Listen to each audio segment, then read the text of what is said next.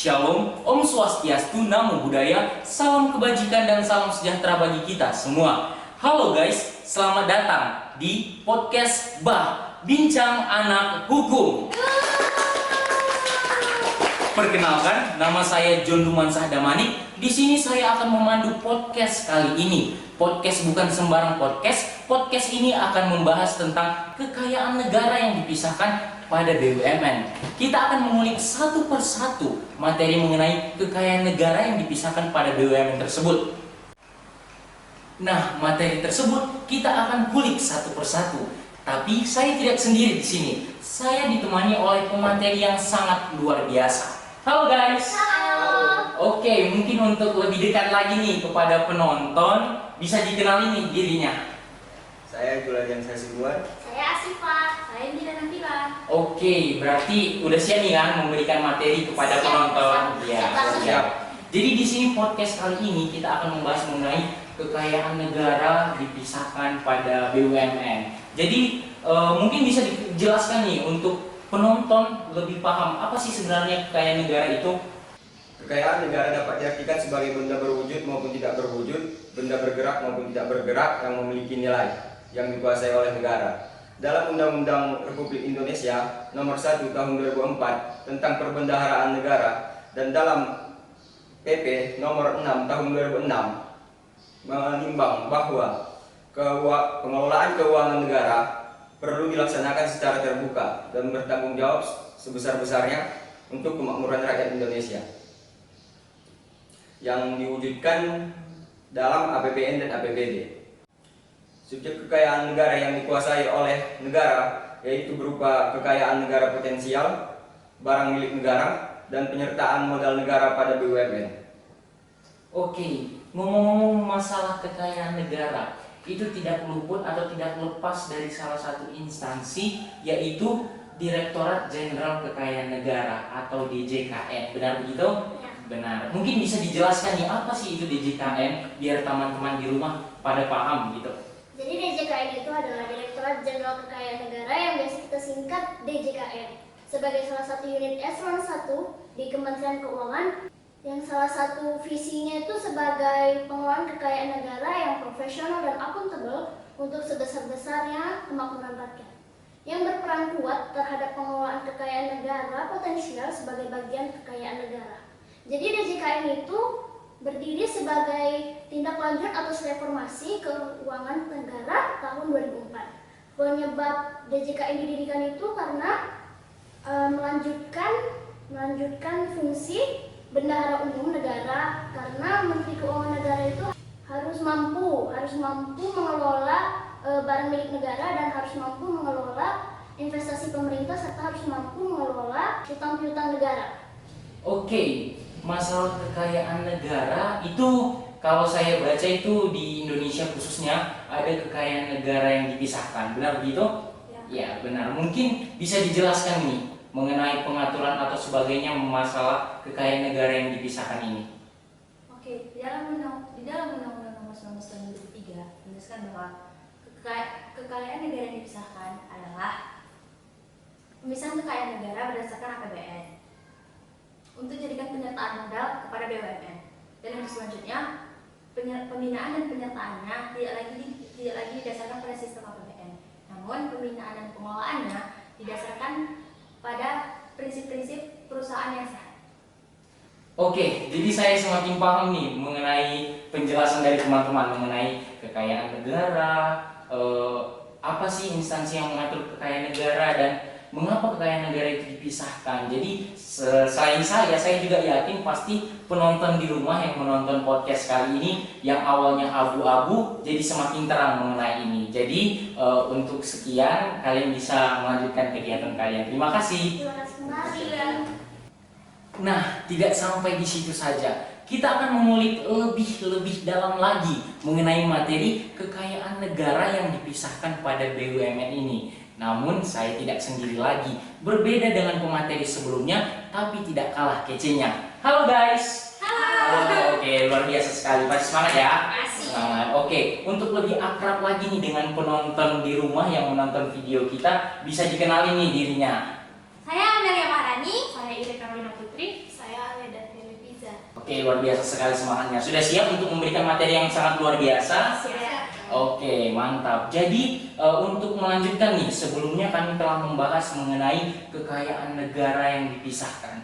Jadi saya baca nih salah satu instansi di Indonesia itu yang mengurus nih masalah kekayaan negara yang dipisahkan itu terdapat di BUMN. Jadi mungkin bisa dijelaskan nih tentang BUMN biar teman-teman di rumah paham. Oke, pertama-tama kita harus tahu dasar hukumnya ya kan. Dasar hukum BUMN itu terdapat pada Undang-Undang Nomor 19 Tahun 2003 tentang BUMN. Terus dalam pasal 1 ayat 1 Undang-Undang BUMN itu dijelaskan bahwa badan usaha milik negara yang selanjutnya disebut BUMN adalah badan usaha yang seluruh sebagian besar modalnya dimiliki oleh negara melalui penyertaan secara langsung yang berasal dari kekayaan negara dipisahkan. Dan BUMN ini berperan untuk menyelenggarakan perekonomian nasional guna mewujudkan kesejahteraan masyarakat. Jadi dalam pasal 4 ayat 1 Undang-Undang BUMN disebutkan bahwa modal BUMN berasal dari kekayaan negara yang dipisahkan yang bersumber dari anggaran pendapatan belanja negara, kapitalisasi cadangan, dan sumber lainnya. Lalu BUMN pengurusannya itu diatur pada pasal 5 ayat 1 dan ayat 2 Undang-Undang BUMN, yang dimana pengurusan BUMN ini dilakukan oleh direksi. Direksi ini bertanggung jawab penuh atas pengurusan BUMN serta mewakili BUMN baik di dalam maupun di luar pengadilan. Terima kasih. Oke, ngomong-ngomong dari tadi nih bahas kekayaan negara yang dipisahkan. Sebenarnya bisa dijelaskan nggak sih mengapa atau apa esensi kekayaan negara itu dipisahkan? Bisa dijelaskan? Sebelum aku menjawab pertanyaan kamu, aku jelaskan dulu terlebih dahulu ya. Apa sih pengertian dari kekayaan negara yang dipisahkan itu? Kekayaan negara yang dipisahkan itu adalah kekayaan negara yang berasal dari APBN atau pengelolaan kekayaan atau pengelolaan lainnya yang sah yang dijadikan penyertaan modal negara kepada BUMN yang dikelola secara korporasi. Kekayaan negara yang dikelola secara korporasi bertujuan untuk peningkatan perekonomian negara. Kekayaan negara yang dipisahkan juga bertujuan untuk mensejahterakan dan mencerdaskan masyarakat. Oke, setelah kekayaan negara yang dipisahkan itu tentu ada pengelolaan. Mungkin bisa dijelaskan nih, bagaimana sih pengelolaan atau pertanggungjawaban dari kekayaan negara yang dipisahkan itu? Nah, jadi kan kekayaan negara yang dipisahkan itu merupakan lingkup dari keuangan negara. Lalu pengelolaannya itu akibat hukum dari pengelolaan kekayaan negara yang dipisahkan itu menjadi berbeda. Jadi pengelolaan kekayaan negara yang dipisahkan itu tidak lagi tunduk dengan cara pengelolaan APBN, melainkan pengelolaan kekayaan negara yang dipisahkan itu dikelola dengan cara sesuai dengan pengelolaan badan usaha pada umumnya. Oke, jadi saya semakin paham nih terkait salah satu kekayaan negara yang dipisahkan itu terletak pada BUMN. Jadi saya terima kasih nih sama teman-teman yang awalnya saya ragu-ragu mengenai materi ini. Saya semakin paham. Tidak hanya di saya semakin yakin bahwa penonton di rumah yang menonton video ini hingga detik ini pasti semakin paham. Jadi terima kasih, kalian bisa melanjutkan aktivitas kalian. Sampai jumpa, bye-bye. Nah, tidak sampai di situ saja. Kita akan mengulik materi kita lebih dalam lagi mengenai kekayaan negara yang dipisahkan pada BUMN. Kalau pemateri sebelumnya lebih kece, pemateri yang saya hadirkan pada kali ini lebih keren. Halo guys. Halo. Oke, mungkin udah semangat ya memberikan materi kepada penonton ya. Semangat dong. Oke, kalau katanya tak kenal maka tak sayang. Mungkin bisa dikenalin nih dirinya kepada penonton di rumah. Oke, perkenalkan, nama saya Jasnadi. Kenalin, aku Indah Rizky. Nama saya Andrea Justin. Oke, udah siap nih? Siap. Oke, jadi di podcast sebelumnya, di materi sebelumnya, saya nih menangkap bahwa kekayaan negara yang dipisahkan itu salah satunya terletak pada BUMN, yang dimana modalnya itu dari pemerintah. Nah, jadi pertanyaan ini muncul, bagaimana sih modal tersebut sudah ditanamkan di BUMN? Bagaimana campur tangan pemerintah itu sendiri untuk penetapan atau membuat peraturan pada pengelolaan kekayaan negara tersebut? Oke, campur tangan pemerintah dalam penetapan kebijakan dapat dilihat dengan adanya Kementerian BUMN di Indonesia. Kemudian dalam pasal 2 Peraturan Presiden Nomor 41 Tahun 2015 tentang Kementerian BUMN, diatur bahwa Kementerian BUMN mempunyai tugas untuk menyelenggarakan urusan pemerintah di bidang badan usaha milik negara dan membantu Presiden dalam menyelenggarakan pemerintahan. Selanjutnya, untuk mempertanggungjawabkan pelaksanaan pengelolaan BUMN, maka setiap tahunnya Kementerian BUMN mempunyai laporan akuntabilitas dan kinerja instansi pemerintah atau yang kita kenal dengan LAKIP sebagai bentuk pertanggungjawaban tugas-tugasnya sebagaimana lazimnya kementerian. Selanjutnya, iktisad laporan keuangan BUMN setiap tahunnya dikonsolidasikan sebagai laporan keuangan pemerintah pusat. Dan Kementerian BUMN juga mempunyai tugas untuk menyelenggarakan pemerintahan. Nah, muncul pertanyaan yang sangat besar. Bagaimana nih nasib kekayaan negara pada BUMN tersebut apabila pejabat BUMN atau direksi melakukan tindak pidana korupsi? Dan bagaimana nasib kekayaan negara tersebut apabila BUMN mengalami kerugian? Bisa dijelaskan nggak?